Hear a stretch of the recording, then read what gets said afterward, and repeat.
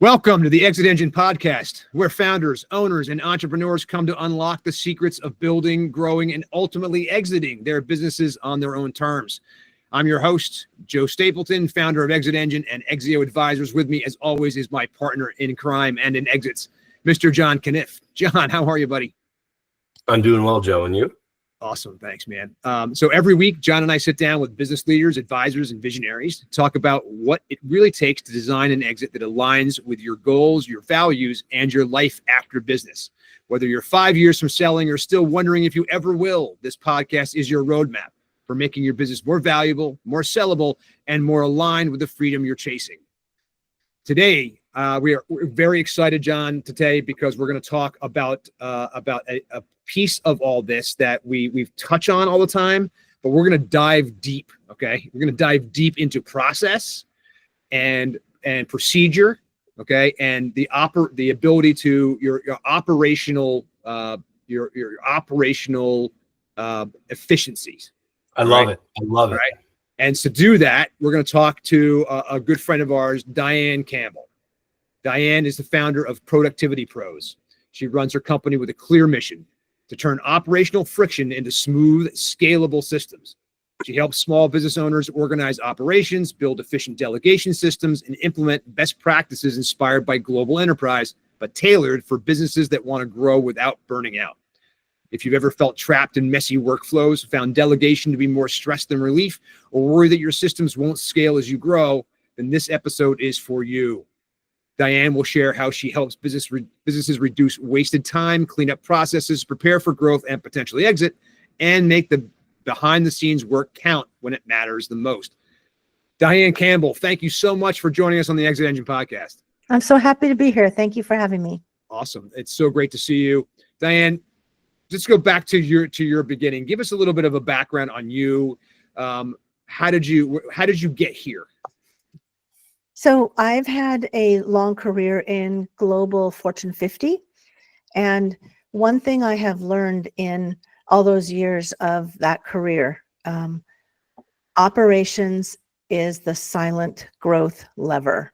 And I started my company in order to bring some of the best practices from global companies to small business. I have managed and advised small business when I was working for those large companies as part of, larger strategic initiatives. And I developed a passion and a love for small business and the grit and the courage that it takes to start a business and grow it from, nothing to millions of dollars.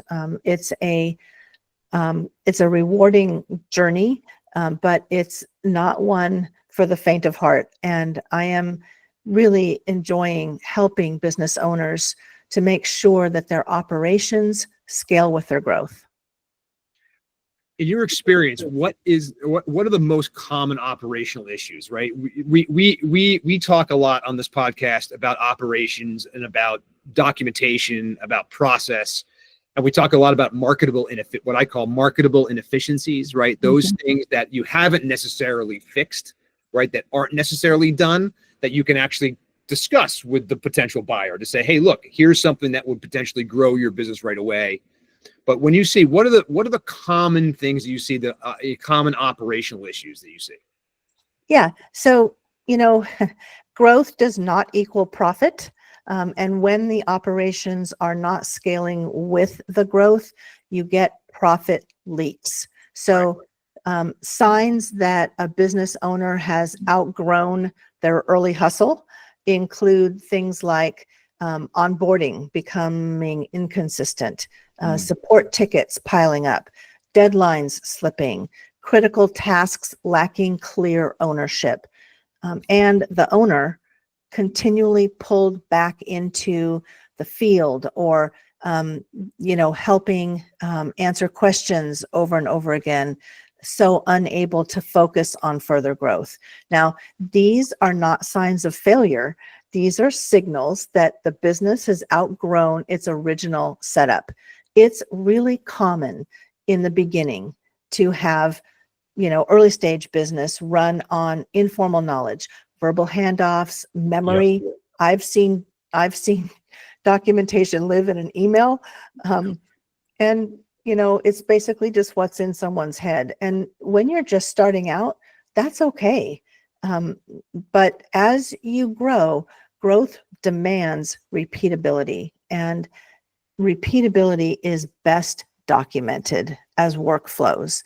And what happens is a lot of company owners start their company with a core skill that they provide their customer or their client. And usually operations is not high up on that list of something that they're really good at. They may know that it's important, but very few people who have that passion to start a company are really into SOPs. And standard operating procedures have sort of a bad rap. They suffer from kind of brand identity. Right. No one really gets excited about SOPs. And I am on a mission to make people fall in love with a well-written SOP because of what it can do to the bottom line. Right. Yeah.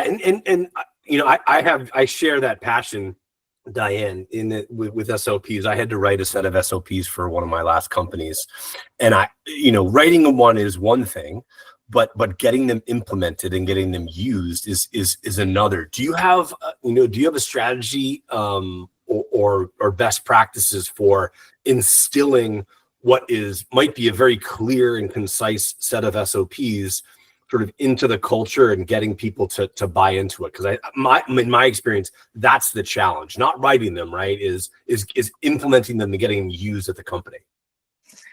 Yeah. And, actually, that's a really good question and something I get asked a lot. And, the answer or the best practice is pretty simple.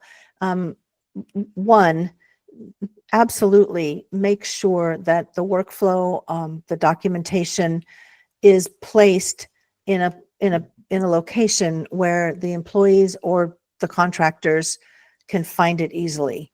So, if you put it in a 150 page, Word document on some shared drive that people, can't really get to easily. And even if they do get to it, looking at 150 pages is just a turnoff. So, make them short and digestible, 10-minute video clips, if that's applicable to the process, or something that is small and easily, accessed and read. Use charts, use color, right? Just really kind of help to invite somebody in to access it. Hey, I'm Joe Stapleton from the ExitEngine Podcast. Building a business is hard enough, right? Planning your exit shouldn't feel like another lonely, confusing project you have to figure out on your own. That's why we created ExitEngine. ExitEngine isn't just a software tool, it's an entire ecosystem designed to help founders engineer a successful exit. You'll get access to self-assessments, growth roadmaps, and a peer community where you can learn from other founders who've been in your shoes. You'll also find the guidance and expert resources you need to build a business that's actually worth buying and to do it without burning out. Imagine having the clarity to know what your business is worth, exactly where to focus to improve it, and the confidence to exit on your own terms, whether that's next year or a decade from now. You don't have to do this alone. You don't have to build a business alone. Join us and let's build your exit strategy together. Visit myexitengine.com to get started. That's myexitengine.com.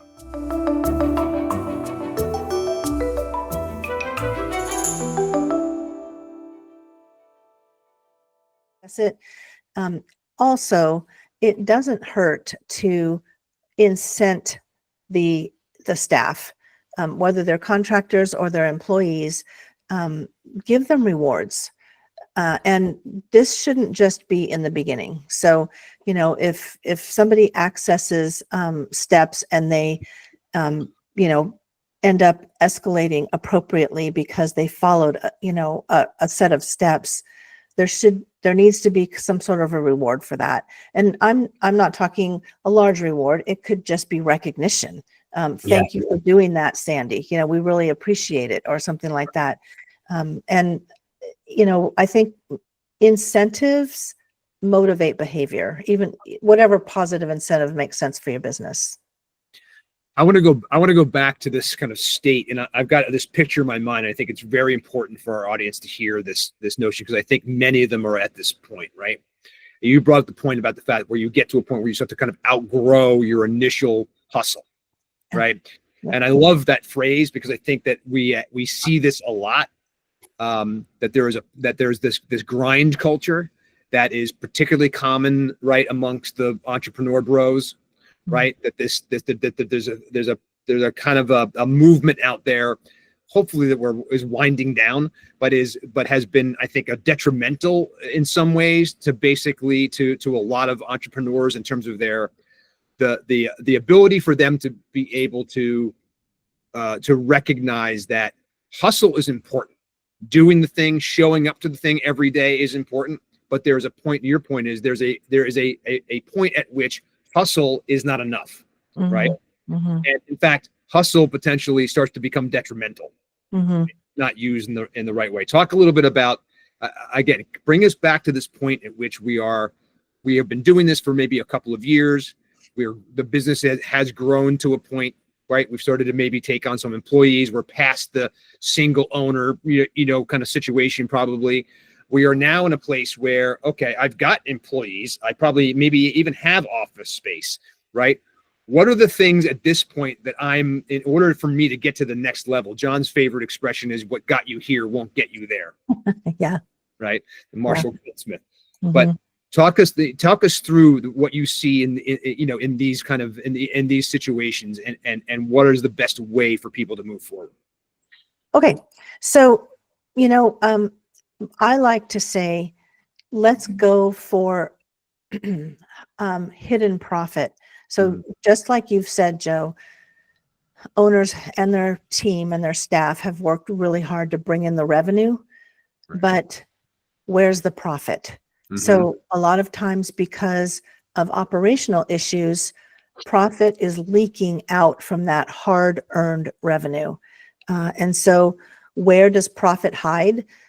It hides in inefficient workflows, duplicated effort, mistakes. None of these things show up on a profit and loss statement, but they're still real. And the solution is to make the work visible. So documentation, not only fixes problems, it reveals them. And one of the things that documenting your workflows does is uncovers profit leaks. So it reduces mistakes and reworks. It frees up the owner to focus on growth. It accelerates onboarding.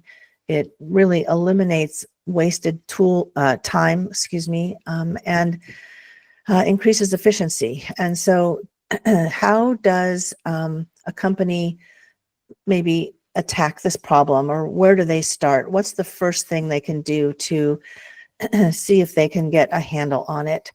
And so I say, start small, pick one area, an area that's critical. Maybe it's customer experience in your business. Maybe it's money movement, process for paying and managing expenses, whatever. Maybe it's, team tasks, who does what and how do they know it's done right? Maybe it's crisis recovery. So if you were out, could somebody step in and know what to do? Whatever area it is in your company, pick one, start small, and then write down the steps. So there are useful tools in a DIY sort of scenario. Loom videos will, help the staff to sort of document what they do. Lucid Chart is a great way to kind of make a visual workflow of those steps, and then optimize. So how do you optimize a process? It's not hard, but it's very important to ask the right questions about your process. So once documented, an existing process should go through a gauntlet of questions, such as, is this particular step in the process still necessary? Right. Is it still accurate?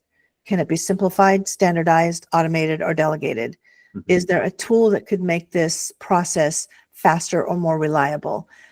Where are the bottlenecks, the delays, and the points of confusion in this process? So keep what works, streamline what doesn't, replace guesswork with clear guidance. Right. And you'll Yeah. get a repeatable system that will scale with you. That's And right. do you recommend, Dianne, someone owning each process? Like, right. So in that scenario that you just walked through, is it necessary for like Sally or Dana or Paul to own that process and to own the continuous improvement of that process? So it's very helpful, although we would never mention a person's name in a process or anything that's written down. So titles only to make sure that they continue to scale with the business. But yes, definitely people should be responsible and accountable for the processes that they do. And one helpful tip is if Sarah is going to write down what she does in a particular process, it's then really great to have Sarah give her instructions to Joe, her coworker, who does something different, and see if he can get the same result following that process that she does. And that's a great way to make sure you haven't left out any steps. Well, because Sarah probably, and in my experience, because we've done that, is Sarah probably or very likely does something that is not written down. And then when she gives it to Joe gets to the ninth jelly bean and is like, wait a second, like there's no container for me to put this 10th jelly bean in. What's going on, Sarah? She's like, oh yeah, I forgot. I didn't do it, and jelly bean's a terrible example, but you get my point. Quite true. Yeah. No, but it's a great point. And guys, this is so easy. I mean, just think about this. Okay. I want to put this in context for a second. You are at a point, right, where you don't even know potentially as a business, okay, where you are leaking. Okay. And so this operational kind of audit, okay, that Diane's kind of talking about, right, is something that can happen over time. You can start small. You can start one procedure, one process at a time, but understand that what you're doing here is uncovering, right, the issues, right? What you're seeing is if I write this down and I put this together, and again, and I have Sarah write her process, and I have, and Bob writes his process, and right, and everybody does, and then we're exchanging processes and trying to see, can I actually walk through this stuff, right? Where are the holes? Where are the gaps? Where's the misunderstanding, right? This is a great exercise in being able to find these leaky, like these leaks in profit, right?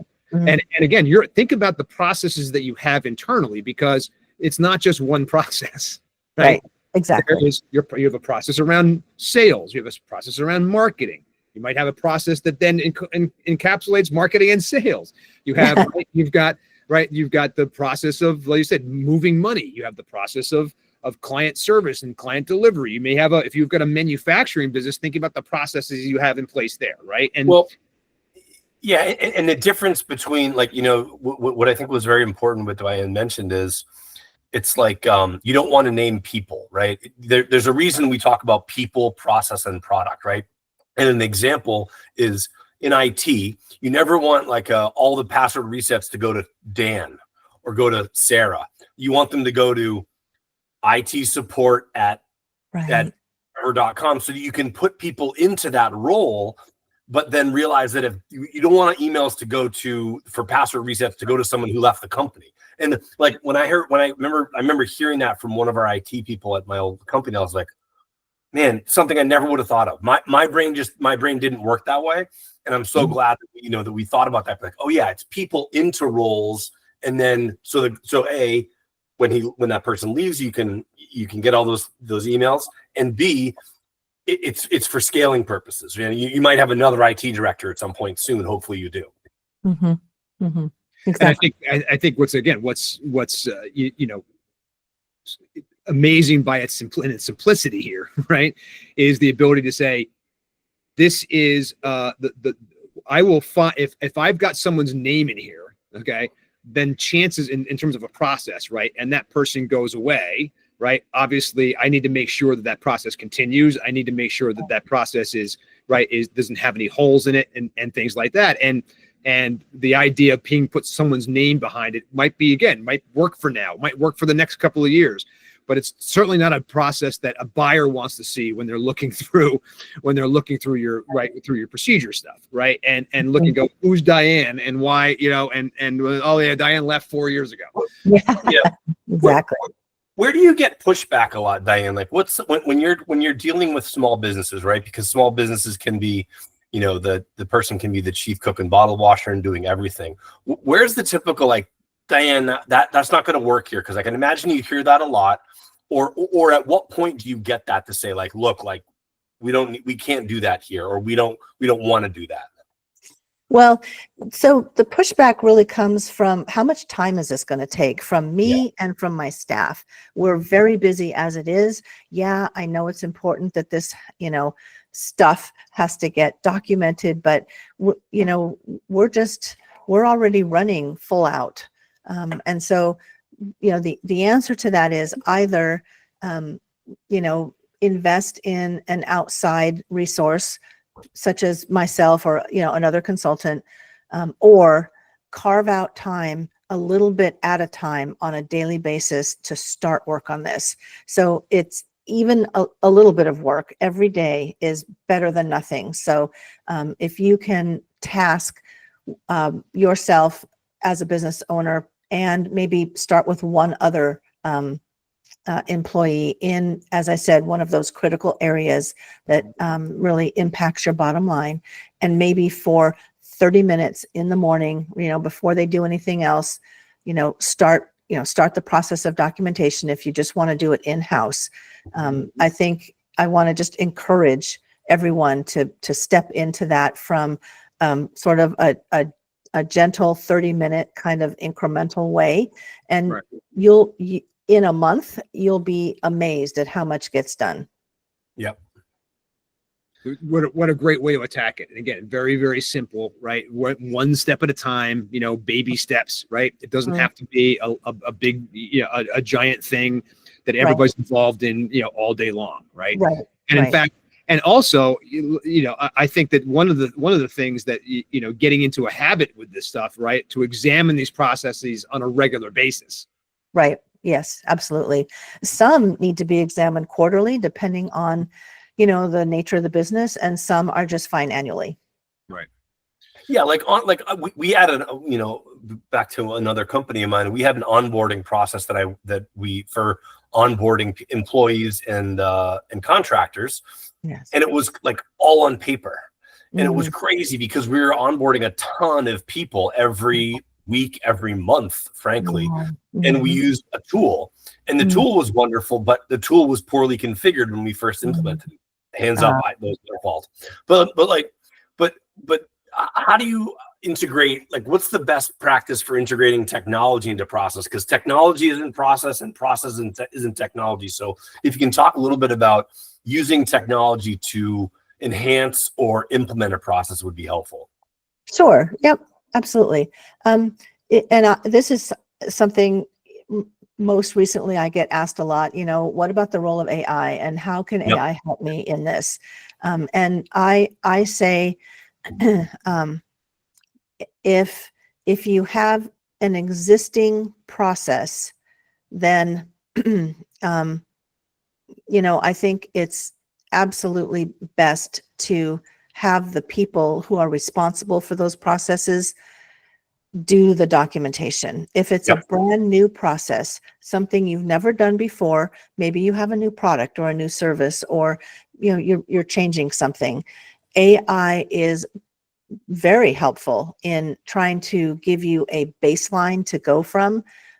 So plug in the goals that you want of that process, and a little context about what the product or service is, and have AI spit out a list of commonly followed processes for this kind of environment. And then, of course, take nothing at face value from AI, and edit it to your particular company and situation. That's great. Yeah, that's great. There are a lot of productivity, a lot of tools out there, right, that claim to be productivity tools, right? There are, is everything from, obviously the software that we use every day has some kind of productivity stuff built into it, right? There's AI built into everything now, and some level somewhere, right? What do you find are the most common and kind of tools that people can use in for this kind of stuff? Sure. Scribe is something that has been has had a degree of popularity, and that's an app that you invest in, and once deployed in your environment, your employees can kind of turn it on and have Scribe kind of follow what the process is and document it for you. That has some success depending on what kind of company it is. I like Lucidchart. You can use Excel. You can use another Microsoft product, Visio, and these are workflow mapping applications, and those are very helpful to start a process. So before you start typing step one, you can actually visualize it in these applications. And then after that, after you've got the boxes and an arrow and another box and an arrow, and then a different shaped box to mean, oh, this is a decision point. And then, A, B, or C choices. Seeing it visually first is very helpful. It's not enough. You still do need to have step-by-step process documenting the workflow, but seeing it visually sometimes can be a great way to start, and there are wonderful tools for that. And Loom is one of several different video applications where the employee can just simply talk their way through something that they're doing, both verbally, and Loom will record what's going on the screen as well.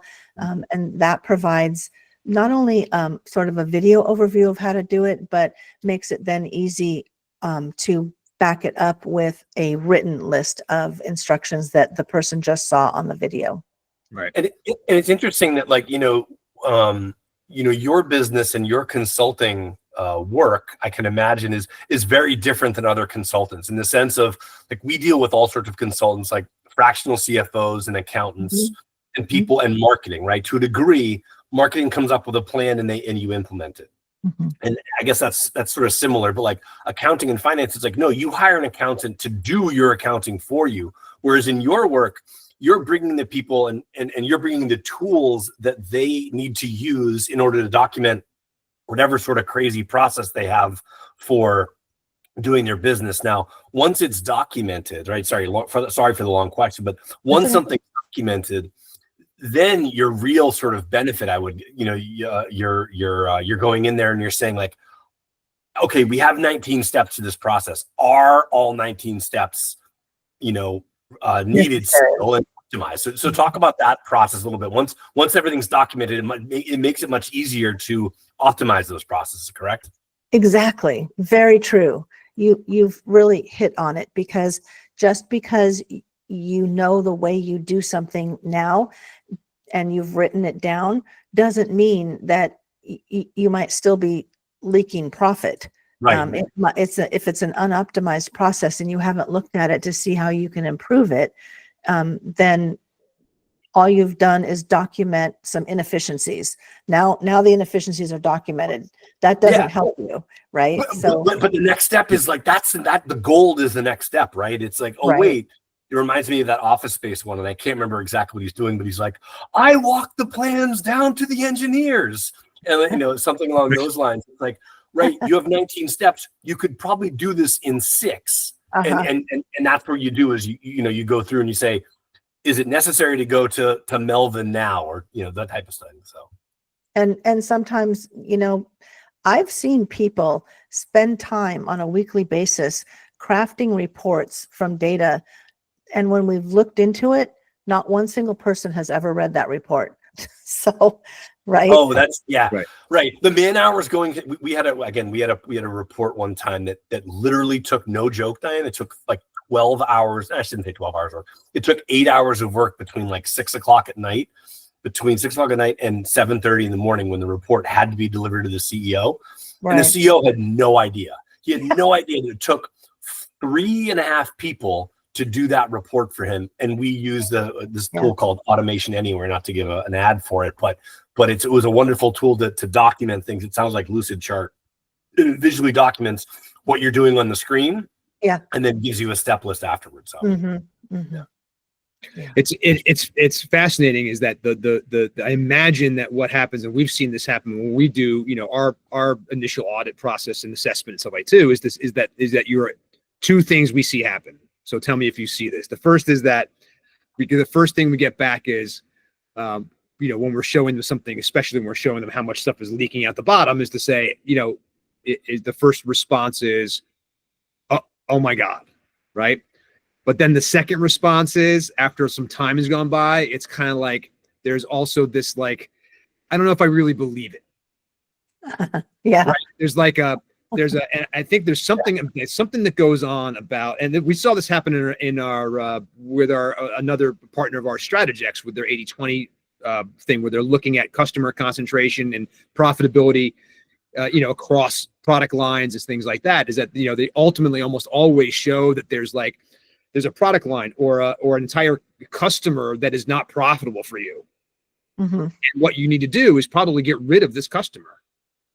And at that point at which the owner who's had this customer for years goes, I don't know if I can do that.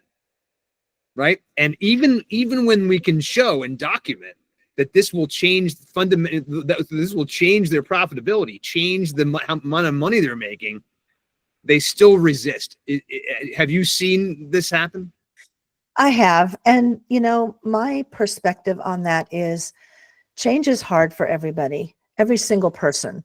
It's human nature to resist change. It's outside of our comfort zone, and it's difficult. And oftentimes change leads to a situation where you now can't see how it's going to look, how it's going to affect you, right? So you're a little bit blind when you enter into a changed process or make a decision that results in a big change. And so for me, starting small and going with the parts of processes or an organization that has least resistance is a good way to start introducing differences that will result in more profit or a positive change.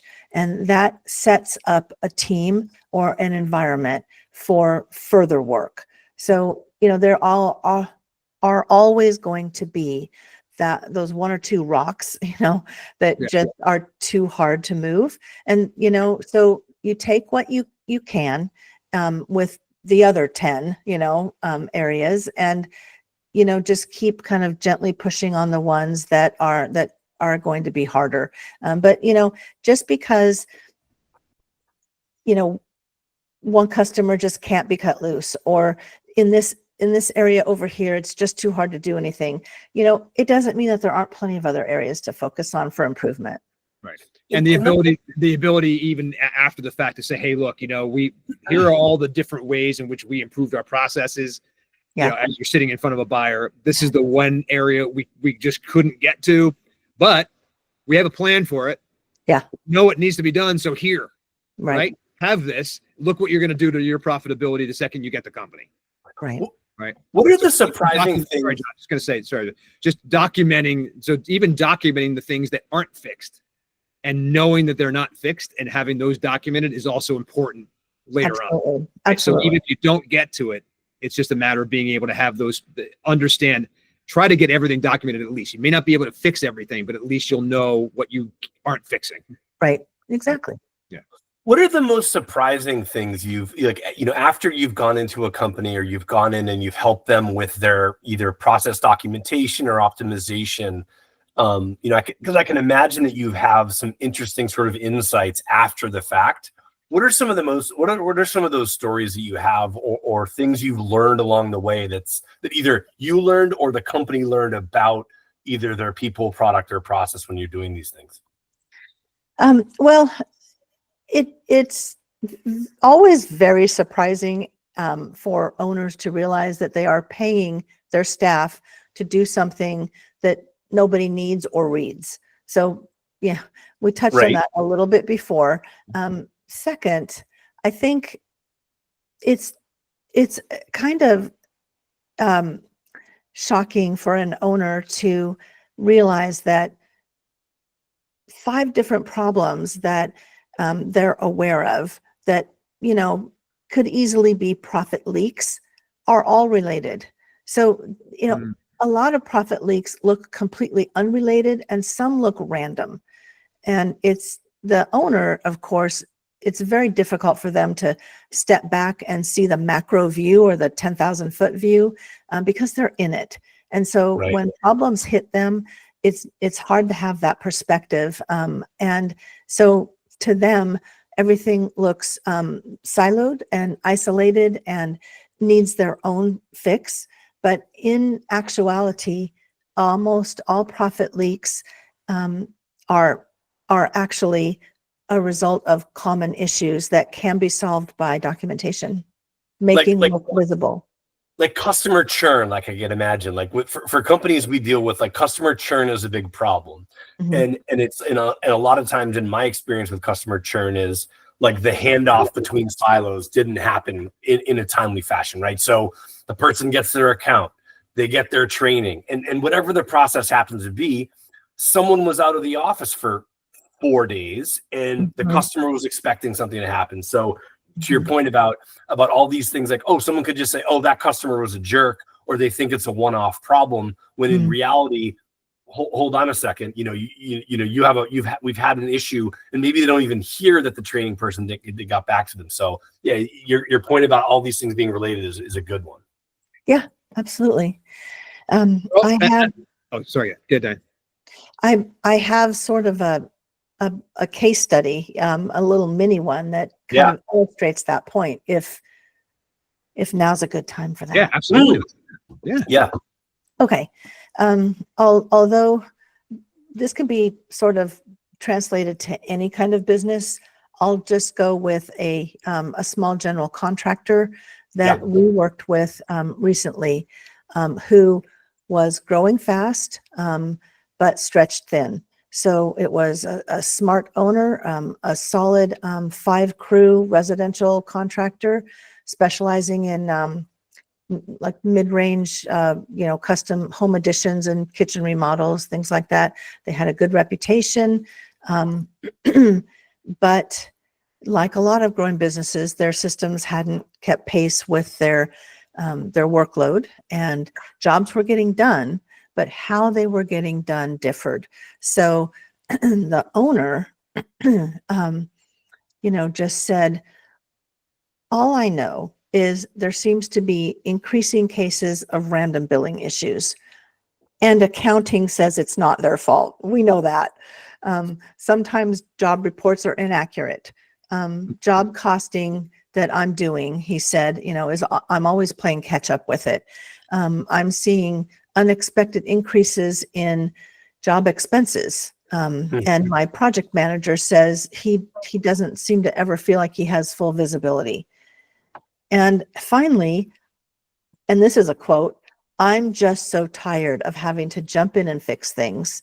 And he said, we don't have major issues. It's not wholesale breakdowns at all, but we just keep having these random mistakes that slow everything down. And when we came in, we recognized that all those things he said are profit leaks. And once we started, looking into it, it came out that increasing cases of random billing issues were a result of some change orders that were verbal or sent by text instead. And occasionally labor time wasn't entered until the close of the project. And, if job reports are inaccurate and, the owner's always playing catch up with the numbers, trying to make it all come out, well, then we found that, some labor hours weren't logged in the same way consistently by different crews, and that a few change orders by the client were never logged at all, and yet the work was done. It's so interesting that the change orders and that the multiple crews, right? It's the point of no one wants this to happen, right? None of the crews want this to happen. Maybe they don't want to add in overtime, okay, and no one wants to have it as a surprise. But it's interesting that it happens in change management, right? Change orders, and multiple crews doing things the way they thought probably was the best way to do it. Yeah, right, exactly. The project manager thinking that he doesn't have full visibility, and he doesn't, because, right. for example, one crew, keeps forgetting to log and label scrap materials in this particular instance, properly. And so that led to waste that was invisible. So, what we did was map the full project cycle from bid to close out. And once we saw exactly where the disconnects were, we wrote a series of SOPs that connected everything into a system. And it's important to have strategic SOPs that are part of a system, because systems scale. And that's what is going to grow with a company. So in a matter of, I think, 5 or 6 weeks, the owner was spending 30% less time in the field. The change order revenue went up 18% profit. Because you're actually just tracking it. Job costing got more accurate. Exactly. Yep. And the margins improved overall 12% because of the labor tracking and logging. So the result of all of those positive changes were the crews, some of them, not all of them, some of the crews became interchangeable without affecting quality. And that is the gold standard in this particular case for a general contractor, right? Yes, I can tell you that from firsthand experience. Yes. Yeah, exactly. How hard it is. When you don't have to have Larry on every project, or when you don't have to have Larry or Bob on supervising every crew, and it can be that's gold. It gives you so much more flexibility, okay? And especially because what you have is you have people not showing up for work, you've got a lot of churn in employees and stuff like that too in that business. And so again, you might have one crew chief, but underneath that crew chief, that's a rotating door of right sometimes. And so being able to have that process documented, but also easy to train, right? Yeah. Right. Because here's the thing, you are in that business in particular, you will see a lot of churn. And so you need to be able to get someone in who's going to be able to understand this and do the job and whatever as quickly and efficiently, right? So I imagine that was a huge part of what they had to do. Right. Exactly. Yep. And let me ask you a question about your business, Dianne. So what are the processes you use in your business to ensure that each customer solution, each customer problem are sort of treated not the same, but in a similar fashion? So if you can go through that a little bit, would be helpful. Well, when a client hires my company, we offer bespoke consulting. So we don't throw templates at them, that are the same for everybody. So we do absolute custom work for every single client. And we have, some automation tools that we use so that, they're not paying us, to do manual things that take more time. But in what we deliver are things that are very custom to each particular client. So on our website, we have certain, plans they can choose from, although we do, custom projects too. Sure. But within those plans are listed not only the deliverables and how much it will cost, but how much time the client is expected to give to that process, so that they can plan for that.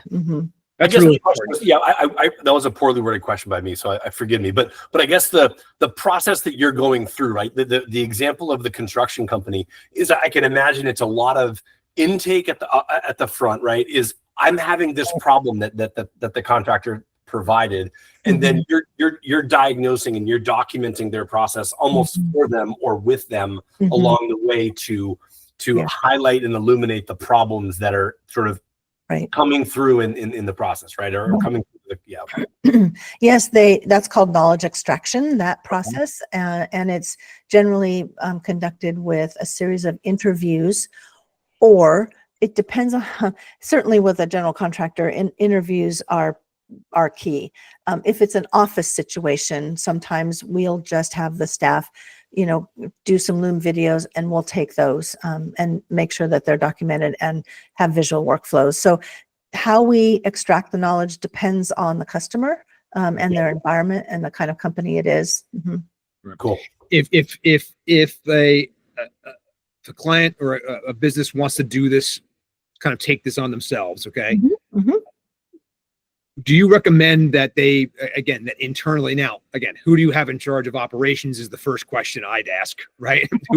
who is responsible for the processes and procedures and stuff that go on inside the thing? And again, you might be early on, you may not have a COO yet, certainly, but you may have somebody who's right. And it might, again, and very often, and I'm sure that you're finding it's actually the founder or the the owner themselves who, right, especially early on. Yeah. Do you recommend that if there is somebody on the team that you can put in charge of the process of documenting this thing? Well, unless you are an expert and very trained and knowledgeable in operations, right, I would say from a DIY perspective, it's probably still best to have the person who's responsible for the outcome document the process it takes to get there. Got it. So, if it's, and certainly that goes for the CEO too, or the owner or the founder of the company. What they do is important to document, and all the people that he or she has hired, they are the best people to document what they do, and then maybe test that by swapping it with other coworkers. But to have one person be in charge of what everybody does and documenting what other people do is not the best idea. Right, I got it. I think that from the founder's standpoint, you were just mentioning about them documenting their own processes and that stuff. And part of that exercise, especially from an exit planning standpoint, should also be the recognition of where they are too involved. Yeah. Well, hopefully documentation will reveal that. So when what they're doing today is documented, and then the optimization questions are asked and put against those processes, I think a lot comes to light. Right. And in your experience, are those aha moments for founders? It is, but a lot of times in the case of a founder, what the process uncovers is the need to delegate. Right. And, most founders have trouble with that for one reason or another. A lot of them just feel like they can't take their hands off the running of their baby, their child, this company that they've started. And I encourage that if I'm brought in, I really try to have a heart-to-heart with them and encourage them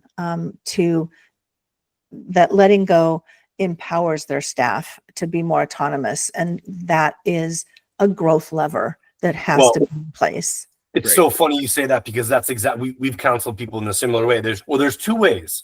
You can either hold on to the process or you can grow. It's your choice. Right. That's true. And every founder that we've talked to and mentioned that, they've said, I think I'll grow. I'll grow. Yeah. The other reason delegation is hard, though, is, and I've heard this a lot from founders, it doesn't work. I've tried it before and it was an epic fail.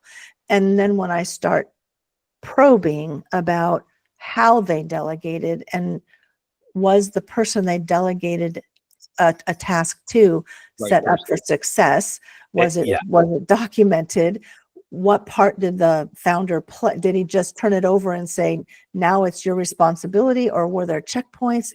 So once we started talking about the structure of the delegation, I think it became clear that maybe if we and the process behind the delegation, right? Exactly. Which is the whole thing. So it's like, I can't delegate a process that isn't a process. Yeah, right. People self-sabotage too. It's so weird that you mentioned that. Is like, we've had situations where, oddly, that the founder doesn't want it to work. And that sounds crazy when we say that, but it's true, is your point is they don't even tell the person what they're delegating to them, and they don't let them all know all the steps, or they don't even know all the steps that they do.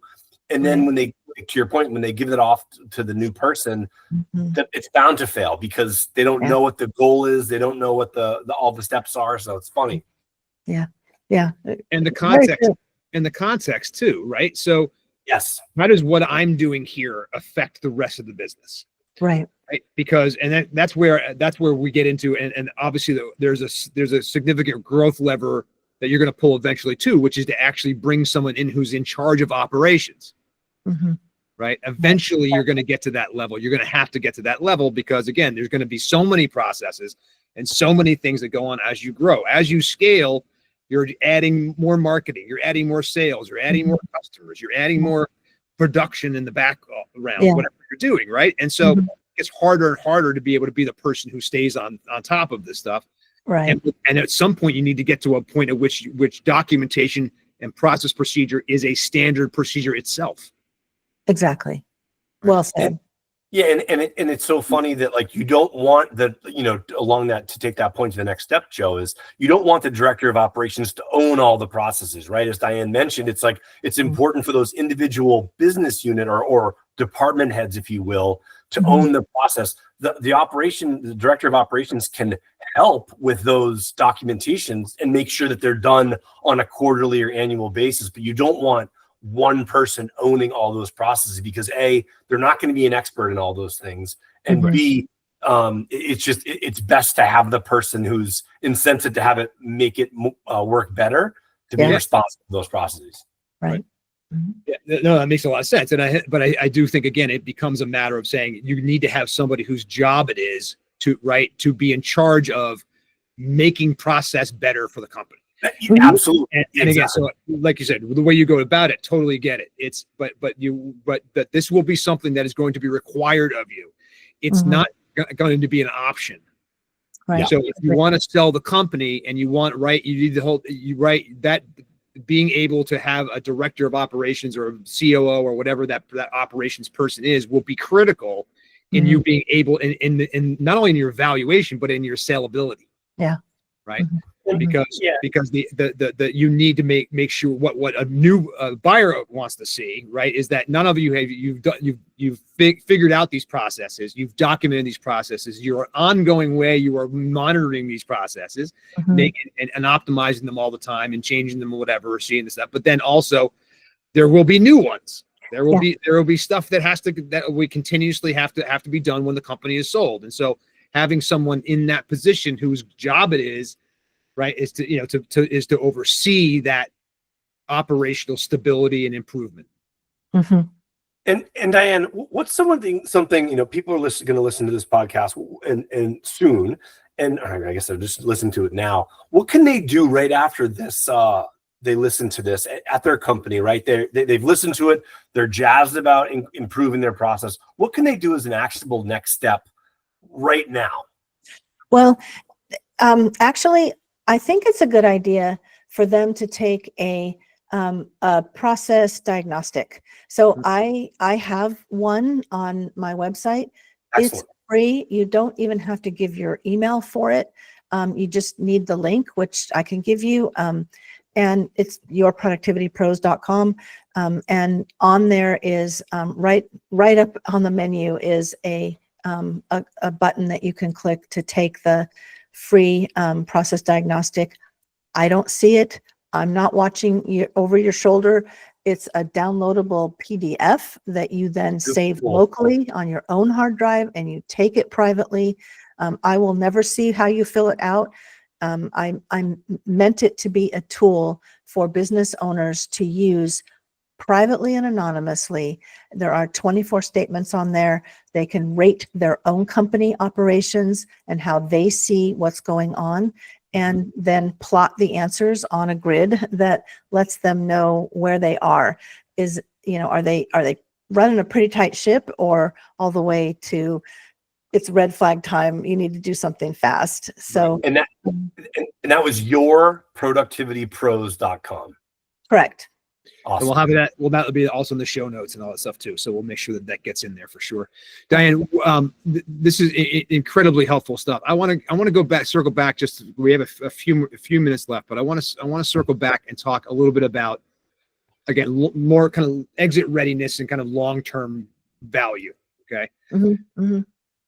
What operational system features do you think buyers and investors are going to be kind of looking at in your experience? So Right. sales, right? Yeah. Number one, how does the company get customers and how do they keep them? So those two questions can be really key. And documenting the answers to those two questions is very powerful.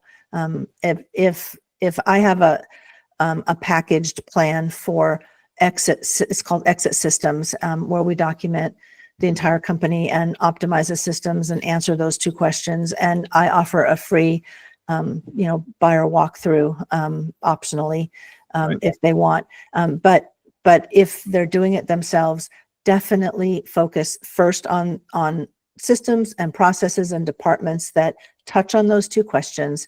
And then second, of course, financial. So once the revenue comes in, how is it handled? Expenses, kind of a 360 on the finance side. And there's always customer service, which does answer that. How are customers kept, right?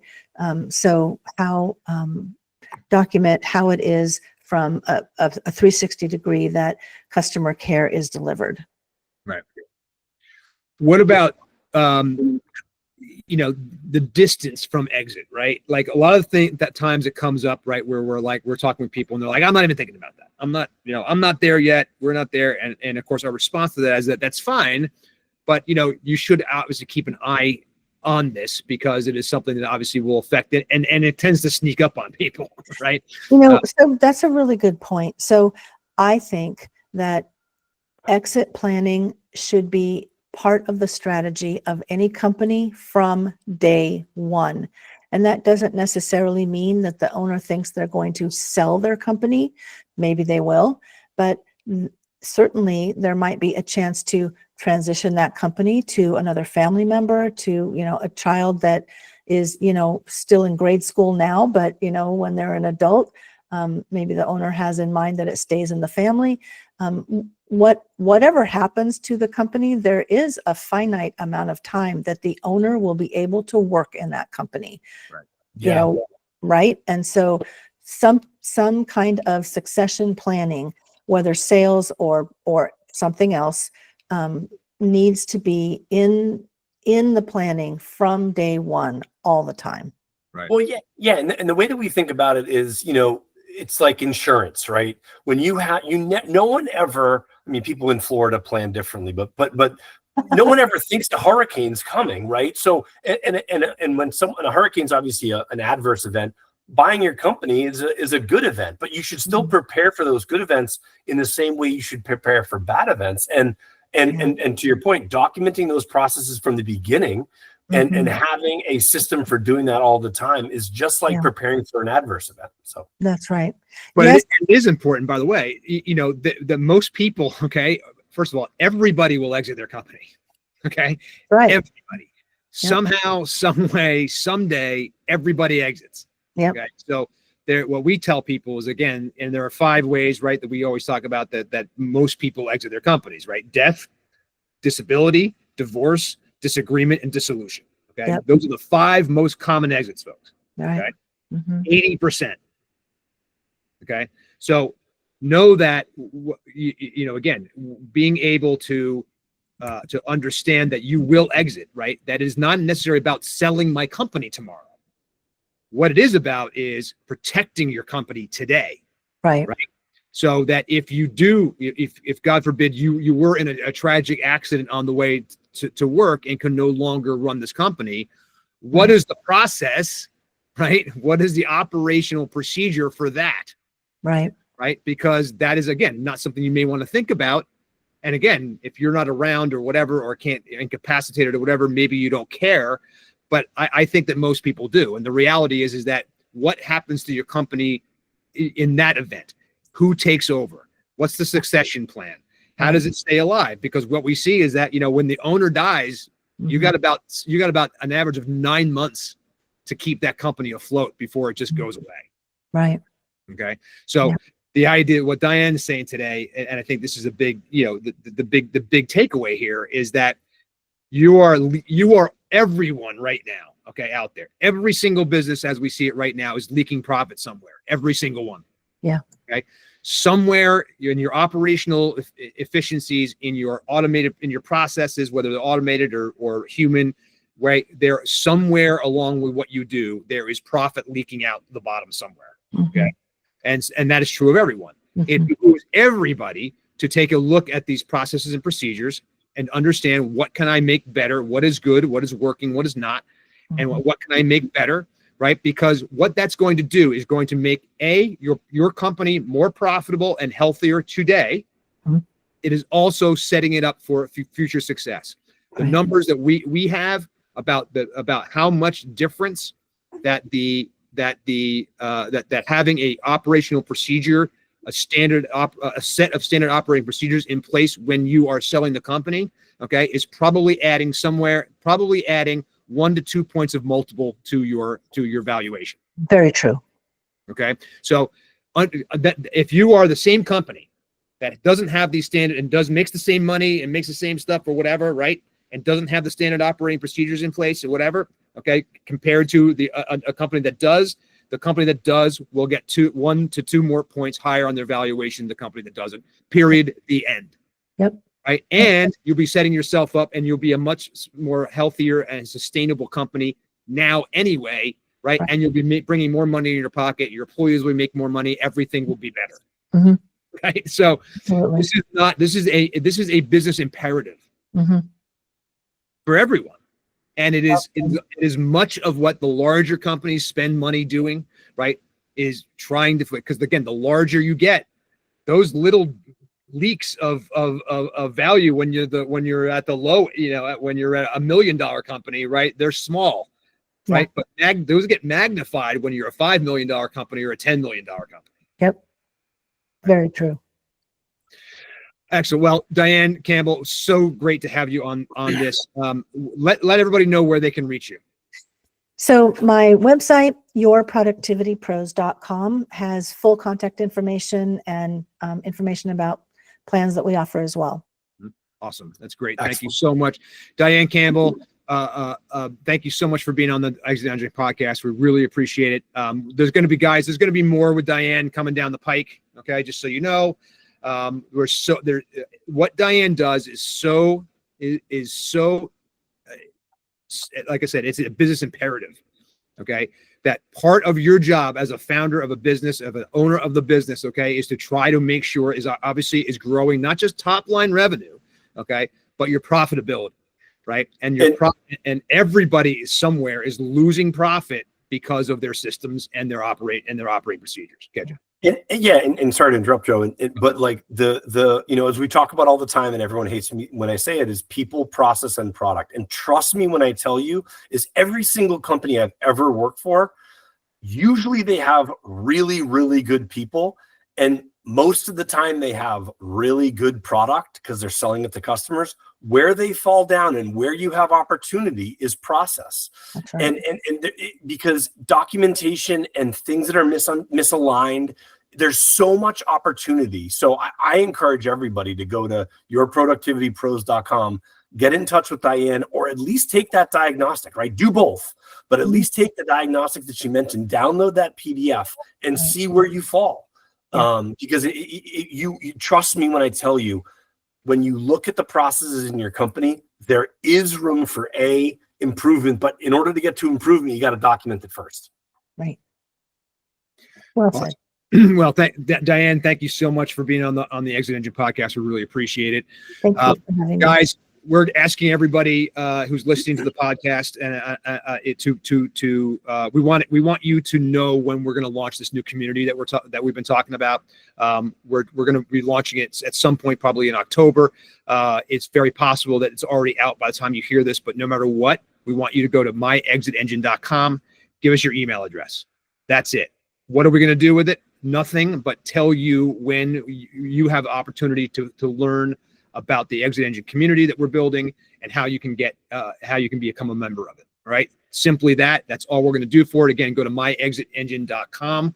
You can also follow John and I on LinkedIn at ExitEngine. You can follow me personally at Joe Stapleton on LinkedIn, John Canniffe. You can email us directly, jo@myexitengine.com or John, JOHN, at myexitengine.com. Ask us a question. We're always here. We answer the comments. Please like and subscribe wherever you are listening to this podcast, and we really appreciate it. John, thank you for being my partner.